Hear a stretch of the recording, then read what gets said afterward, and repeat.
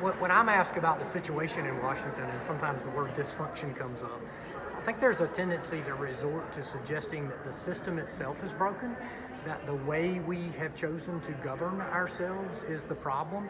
I actually think it's a simpler question than that, and it is that we haven't necessarily agreed on the fixes. And the job of Congress, even when it's closely divided, is to be a formative institution and to sort of force us to get into a room and to work out some of those questions. So I think the structure itself, the institution itself, is functioning as it should, but I think the policymakers are just really a long way apart in terms of what they think those solutions ought to be.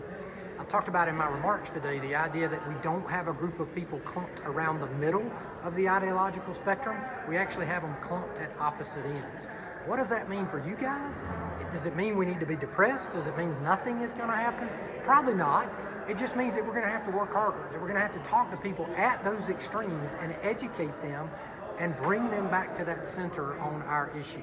So again, hopeful, and in some cases optimistic. I think the system will endure this, and I think ultimately, particularly given the good advocates that you all, the great job you all are doing, and others in the ag space, there's a chance to get a few things done.